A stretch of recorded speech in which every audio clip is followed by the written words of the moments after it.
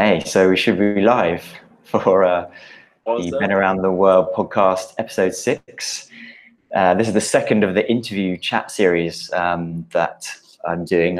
Last week, I chatted with Dan with my usual podcast catch-up. And now I can hear myself in the background. This is the second of the interview chat series. Today, I'm chatting with Josiah Skeats, who I've been following very briefly through Instagram. And has just achieved so much over the last few years that I can ever dream of in my trip possible. So thanks for joining, Josiah. How you doing? No worries. Thanks for having me. Hello. No worries. Whereabouts are you now? I'm actually in London, back in England. It's my first time here in a while. I flew back from Cape Town just a couple of weeks ago for Christmas. Nice. Just so back with family and with friends. Yeah, it's awesome. Nice. It must be feeling good. How long have you been on the road so far? I left in May 2015. 2015. So it has been coming up for 4 years. I can't believe it's been so long. I only left for 1 year, and I just fell in love. Your original plan was 1 year. Yeah. That's so nuts. England to Sydney, then I'll be done. Come back and get a proper job. Wow. Well, I'm still going now, and I've still not got a proper job. So going back 4 years, before then, what were you doing, and what kind of got you into cycling in the first place and travel in the first place? So I'm from London, but I always had a bit of a love of the outdoors. And so when I got the chance to go to university, I went to Aberystwyth in Wales, and I studied law. And there's a real outdoor scene there. I was meeting people who they've just been kayaking over their summer holidays in Uganda, or they've been skiing in Japan. And so I just threw myself into all these sports. I was kayaking, a little bit of mountain biking. I was doing a lot of climbing. And I just threw myself into this kind of alternative outdoor lifestyle. And then when I got the opportunity or the dream to cycle around the world, that was it. That was always the plan. Nice. So it's the fault of peer pressure, is it? That's not the normal peer pressure you hear at university. No, it's not, is it? It's quite positive peer pressure, I think. Yeah. Nice. So are there any other characters like books that you read or other adventures that you saw that inspired you particularly to get into cycle touring? So the one who swung it over was the iconic Alistair Humphreys. Okay. I remember I was procrastinating from writing an essay, and I stumbled onto his website, and I discovered that he'd cycled around the world for 4 years for £7,000. Wow. And I thought, wow, I've really got no excuses now. And I remember rushing downstairs to tell my flatmates, guys, I'm cycling around the world. And they said, you're crazy, you're going to die. I wasn't a cyclist. That was entirely a reasonable comment, but that just motivated me even more to prove them wrong and cycle around the world. Nice. So you weren't a cyclist really before you left? No, not at all. The day I left was the first time on a bike in a year. It was just, how hard can it be? I'll figure it out along the way. And actually, when I left, my biggest fear was that I didn't enjoy cycling enough to do it for 1 year. I thought I'd get really bored. But how did that end up? You got used to it? It's funny, I still don't call myself a cyclist. I'm a traveller on a bike. But now I have got used to it. I've learned how to fix the bike after a number of problems. Yeah. And yeah, I guess many people would now call me a cyclist. Oh, that's so interesting, man. How long do you think it took you to kind of get used to cycling every single day? Oh, I'd say surprisingly quickly, actually. I'd say within about a month, I was feeling about as fit as I do now, almost peak fitness. Really? Yeah, I was in a routine. I could easily do 100 kilometers, 80 kilometers in a day. Nice. And it was not too hard. Nice. And how heavy is your bike in the kit that you've got? So the bike on its own is 16. Okay. And then I think it averages around 55 kilos. Nice. With all the luxuries and necessities. Yeah. I know that when going through the Australian outback, it was 15 days between shops, and I had to carry 25 litres of water. So wow. I guess the bike was weighing about 90 kilos. Wow. And I couldn't lift it. I was dragging it through sand. Yeah. That was a really, really tough section. Wow. Yeah, I definitely want to come back to that because I'm so far my trip I've been never more than about 20 kilometers from the nearest shop, with exceptions of some parts of Turkey. So I'm really intrigued to hear a bit more about that later on. But what's your route been then for the cycling element of the last 4 years? Which countries have you traveled in, and how did you get to Sydney? So I left from England and I followed the Eurovelo 6 along the River Ah, Danube yes. until Austria. And then I got a bit bored with that wasn't the adventure I'd left in search of, nice cycle paths and signposts. So I just turned south and went on a bit of an adventure on my own. And I zigzagged through all the Balkan countries, sort of Bosnia, Montenegro, Kosovo, Albania. And I fell in love with that sort of adventure and taking the dirt tracks, the off-beaten route. And I continued across Turkey, Georgia, Azerbaijan, took a ferry across to Kazakhstan and onto the Silk Road. I went Uzbekistan, Tajikistan, Kyrgyzstan, and then I'd planned to go into China, and my visa was denied. Overnight, I had to throw away all my plans.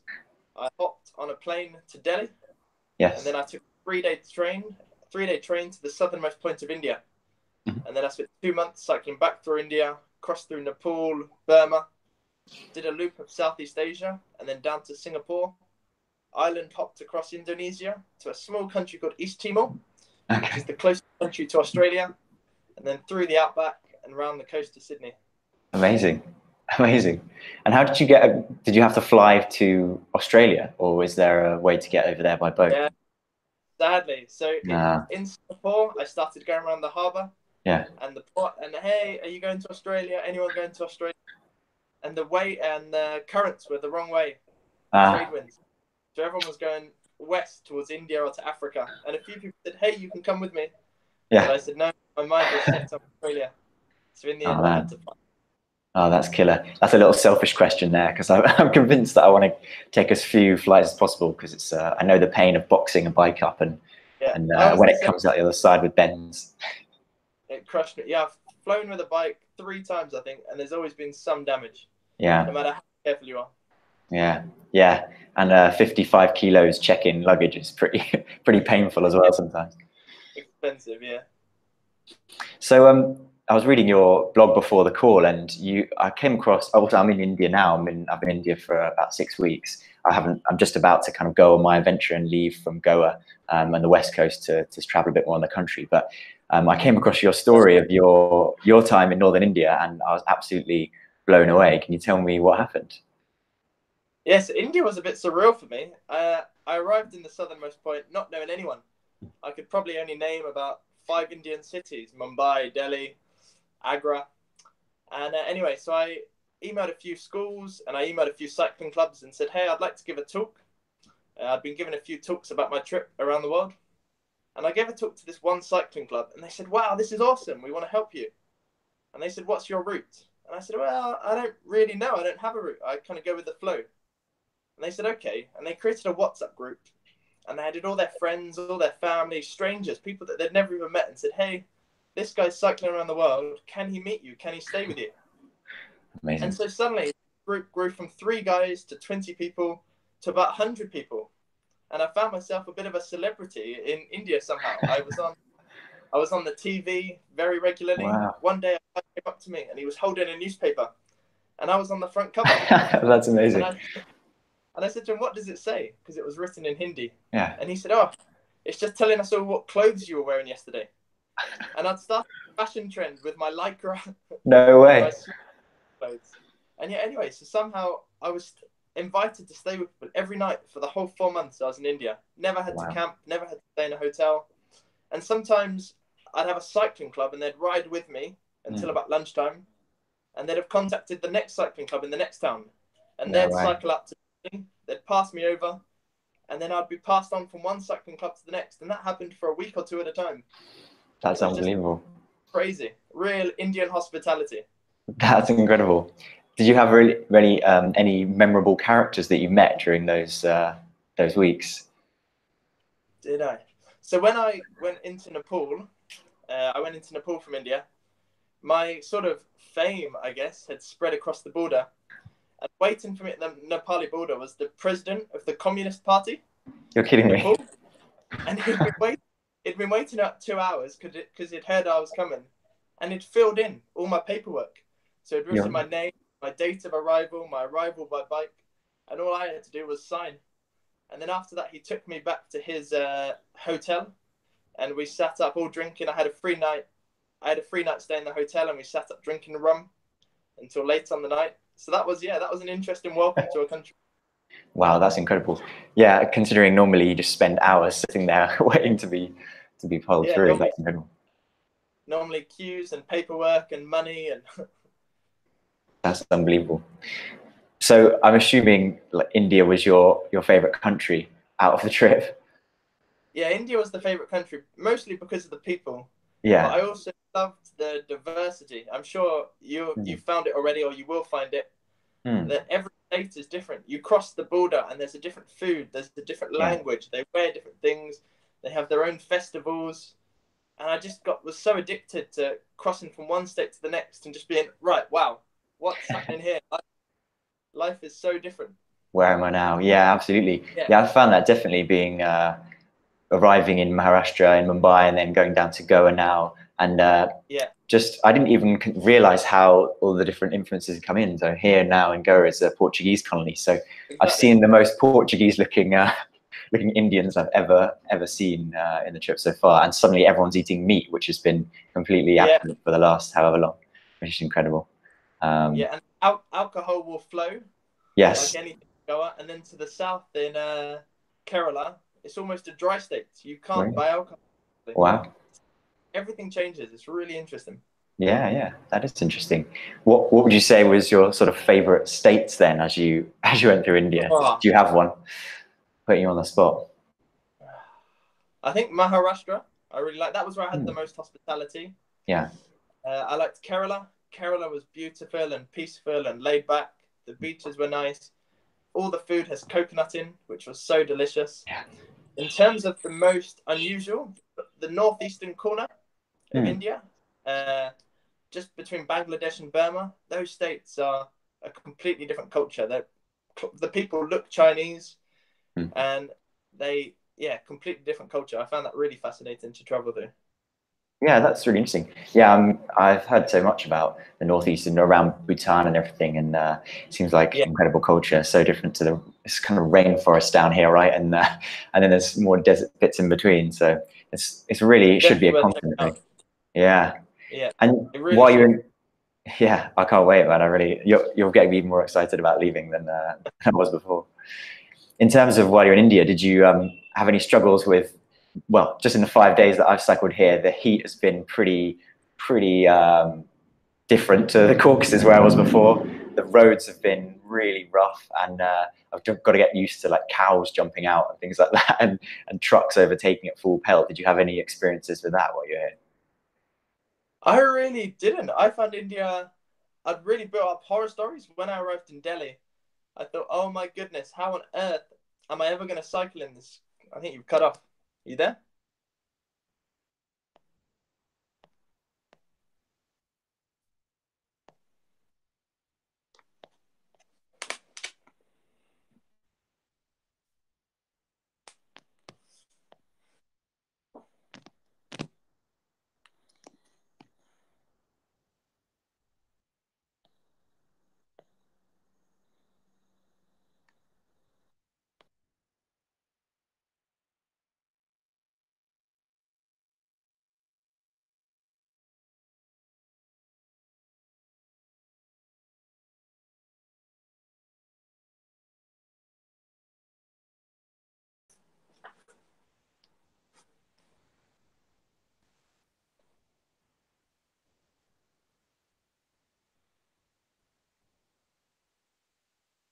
Hello?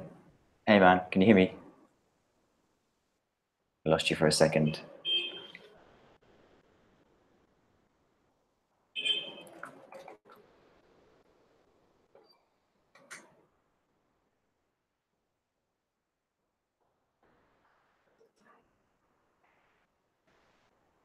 Just having a slight connection malfunction.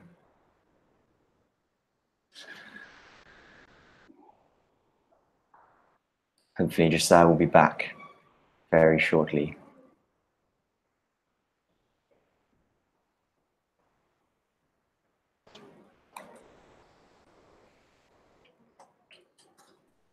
Hello? Hello? Oh, we're back. Yeah, classic workspace just cut me off in the middle of the conversation. But yeah, Uh, sorry, did you manage to finish that thought before?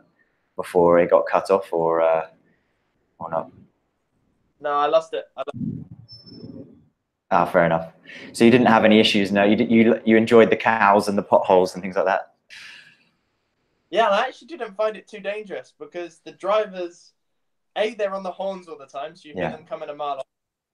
And B, they're used to having a cow on the road or a rickshaw guy. Yeah. And so they're just used to absolutely crazy roads. And so as a cyclist, I always felt quite safe. Yeah. Yeah, it's interesting. I do feel like a difference in attitude towards cyclists here. I think cycling from London, you get obscenity shouted at you on a too regular basis, Yeah. really, relative to here, actually, where people think it's scary. But the only thing I found was dust. Like I got unbelievably dusty by the end of the day, which is just I've never experienced that before in my life. Yeah. Having said that, I did have a guy cycling behind me for a few days, and he was filming with a GoPro. Oh yeah. And then when I could see everything that was happening behind me, the chaos that I was blissfully unaware of, I was watching the footage back like, oh my God. like, not feeling safe, but that was the only occasion. Oh yeah. What kind of stuff? People cutting in or? Yeah, trucks come in and me Oh squeezing yeah. through gaps that didn't exist. Yeah, it's good to be unaware of that stuff, blissfully unaware, right? Yeah, it is, absolutely. Awesome. So moving on a little bit to the Australian outback, just because that's something that I'm super interested in. What was the route that you take to get across Australia? Is it a set route? Okay, but I landed in Darwin in the north, and then straight through the middle to Adelaide in the south. So if you draw a line that cuts Australia in the half, north to south, that's pretty much what I cycled. There is a tarred road, but that has the road trains on, and it's busy, and it's one lane, and it's fast, and there's not much to see. Not that there's much to see in Australia anyway. But I wanted a really authentic Australian outback experience, so I did it on dirt roads as much as I could, just to the side, which was Australia's tough. Yeah. Is it so? Are those dirt roads just kind of tracks, and are they sandy? Like, how do you actually manage to get there ride that on a bike? Yeah, they're sandy tracks.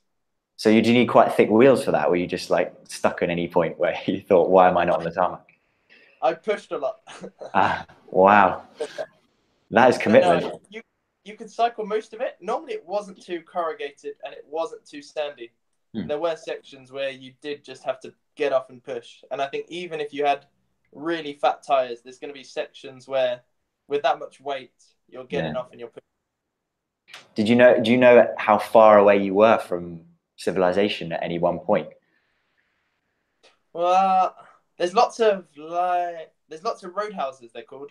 Okay. And they're basically a petrol station with a cafe with expensive food that I definitely couldn't afford to buy. I'd guess I was 1,500 kilometers from a decent sized town at points. You have Alice Springs in the middle, which is the first town of any size. And then you leave there and the signpost suddenly say, right, 2,000 kilometers to Adelaide, which is the next town.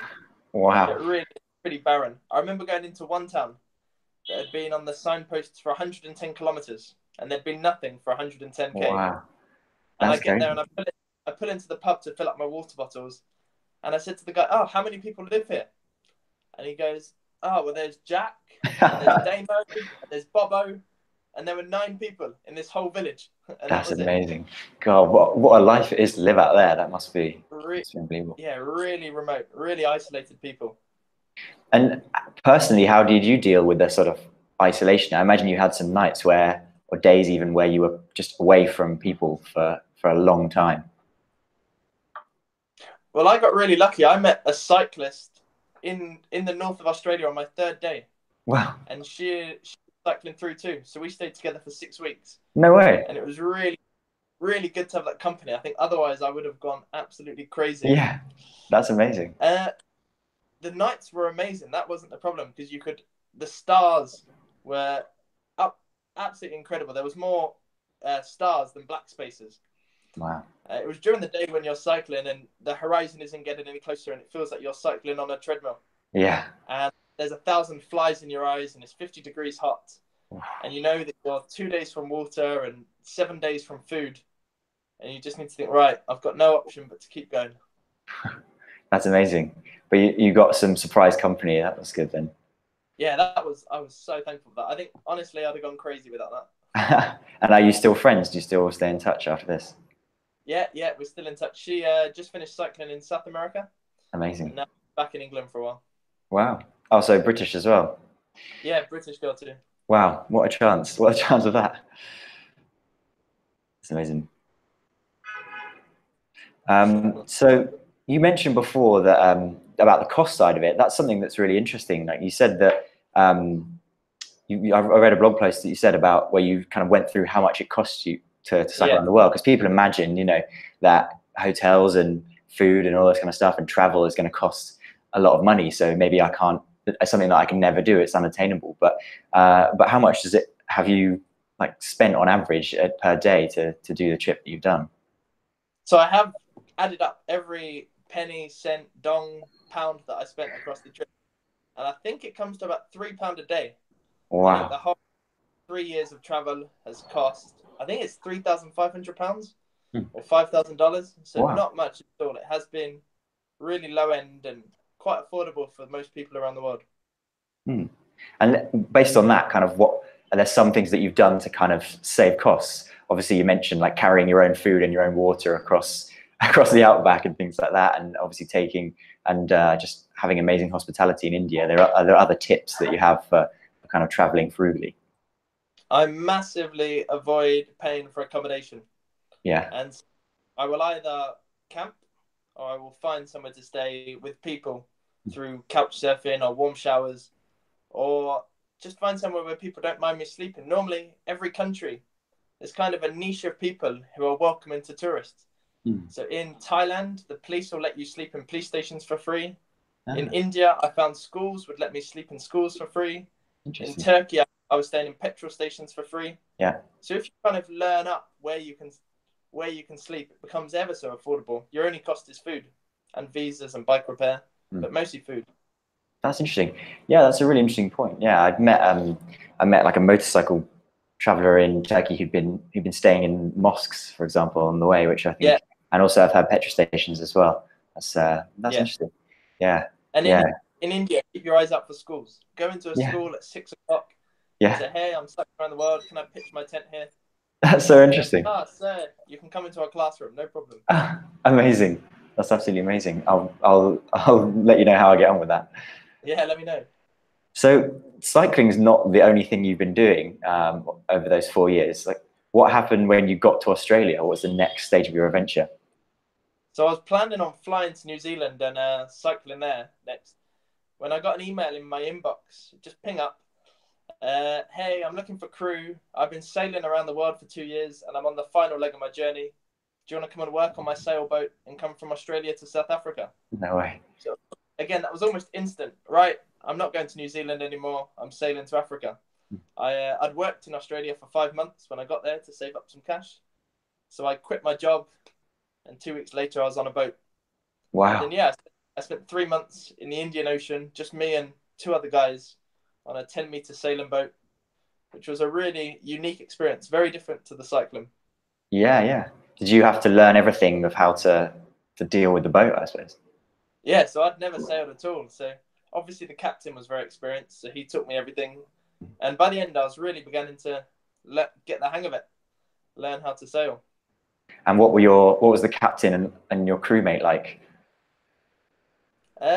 The crewmate left halfway through, which was sad. So then it was just me and the captain. The captain was okay. He was a very good instructor. I found him increasingly challenging as a personality as the trip went on. But it was a good lesson in cooperation and teamwork and ultimately working together to that goal of sailing across the ocean. Yeah, I imagine being on a boat together really tests your personality after a while. Yeah, you're in really close confines. So the whole 3 months, I don't think I was ever more than about 5 meters away from him. Wow. Constantly on top of each other. You have to balance what music you listen to. You're having dinner and he's peeing off the side of the boat. And then you're showering while he's cooking food. And you're constantly on top of each other and working in each other's space. So yeah, that was a real lesson in teamwork and not having much privacy or comfort. But it was a really, really good experience. And where did you actually? How did you end up in Africa from Australia? What was the route that you took? So it was 10,000 kilometers at sea Okay. from Darwin to Durban, which is in the east of South Africa. Most of that time was at sea. We stopped at 5 islands on the way. Okay, And so it was fairly direct. Sorry, yeah, fairly direct. Interesting. And were the islands? Did you go to some amazingly untouched places on the way? Cannot describe how beautiful these islands were. We stopped at 5. One of them was completely uninhabited. So it was one of those kind of postcard perfect places that you see. It was 1 kilometer long, just 200 meters wide, and it just had one coconut tree on it, barely a few meters above sea level. And so we anchored the boat and we swam ashore. And as we were swimming ashore, there were turtles swimming around us and sharks and giant manta rays. And then on the island, there were just birds everywhere and turtle tracks where they'd come on to lay their eggs. It was completely picturesque. Wow, that sounds absolutely incredible. I'm very envious of that. I'd recommend it. I really would. Yeah, I have to get on that, I think. And then from Africa, from South Africa, from Darwin, what did you do next? So I only landed in South Africa 5 weeks before Christmas. Okay. This is just 5 weeks ago now. Yeah. I've spent the last month before I came home cycling from Durban to Cape Town. So across South Africa. Okay, interesting. And how did that compare to the other continents that you'd ridden across? So actually, I thought it was going to be really, really, really different. I've heard so many horror stories about Africa, how dangerous it is. I had maybe 10 to 15 people message me saying, Africa's not like Asia, you can't just cycle across it. And I was met with the same hospitality and friendship, and I met the same amazing people as I had all around the rest of the world. It was really kind of heartwarming, and I was annoyed with myself that I'd ever felt that it was going to be more dangerous. People are people, you know? Yeah. Again, I was in South Africa 5 weeks. I never had to pay for anywhere to sleep, and I only had to use my tent 3 times. Every night I was invited with people. I stayed on game farms where there were elephants and giraffes. I stayed with farmers who owned... Yeah, it was amazing. I stayed in this shepherd's hut at the top of a mountain with these shepherds who just lived in stone huts. And they had this old antique radio that they played me some Lesotho music, and they taught me how to dance. And then I taught them how to floss. We were all dancing. The dance exchange. Yeah, it was quite a funny experience. That's absolutely amazing. That's absolutely amazing. I think that's the power of traveling that way, isn't it? You're so vulnerable in some ways, but also, yeah, people potentially don't feel as threatened as if you turn up at a massive overloaded 4x4 into their small town or whatever. That's exactly spot on. When you go in, people are just curious. What on earth is this crazy white foreigner doing in here? What is he doing? How does he need help? He doesn't look rich. He doesn't look like someone we can make some money off. He just looks like someone that needs a place to stay or somewhere to eat. Absolutely. So the one question that I've got a lot since I left, which I'm sure you have along the way, is why are you doing this in the first place? I'm interested to hear what your kind of personal ethos is for taking a trip like this, and also for sustaining it, obviously, beyond the first year that you plan to do it. Yeah, so this is a question that many people have asked me, and I've had to ask myself. Because when I left, it just sort of seemed right. It seemed like a good thing to do. It seemed more fun than going and continuing to work in law. And I've kind of managed to hone in on the answer the more I've traveled. And I think I can just sort of sum it all up as curiosity. It's about discovering these lands where I've got so many questions, and meeting these people and finding answers to my questions, and just looking at how people live differently and what life is like around the world. And then as the trip has gone on, it's also taken on a sharing aspect. So I've realized that I'm very privileged, very lucky to be able to see the world from this viewpoint. And I've actually got, I think, a much more accurate perspective than the media does. All this negativity I see on TV and in newspapers.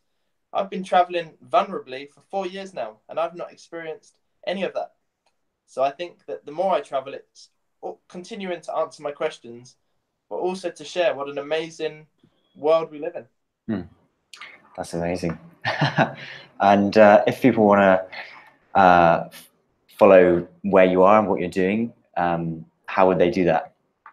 Yeah, so I'm Josiah Skeats, and if you search Josiah Skeats on Facebook or Instagram, or if you go to josiahskeats.com, you'll find it all there. Awesome. And then from this point on, after Christmas, what is your future plans? What will people see if they subscribe there? Yeah, so I've left the bike in Cape Town, and in just over a month, I'm flying back out there, and I'll spend the next year or so heading back from Cape Town through Africa to England. Amazing. Well, I'll definitely be watching as well, and maybe we can catch up again after that leg and see how it was. Yeah, I'd like that. Absolutely. Well, thank you so much, Josiah, for joining me. If you want to get updates for the next interview that I do, if you subscribe to this channel, youtube.com/benbowler, there will be alerts for each live stream that I do. And this also goes out as an audio podcast at benbowler.com/podcast. Yeah, and we'll see you there. Leave a comment if you know anyone. I'm going to ask you after this, Josiah, if you know anyone or you've met anyone along the way that I should speak to as well. But if you're listening to this and you know, then put a comment below who I should speak to. And I should be back. I've got a couple of other tourers that I've met so far lined up for the coming months. I've got to do a bit of cycling myself, and then I'll get those scheduled. But mainly, thank you so much, Josiah. Thanks for joining me. It's been awesome to speak to you. Thank you for having me. It's been awesome. Awesome. Safe journey, and I'll speak to you soon. Good luck with your own trip. Cheers. Bye.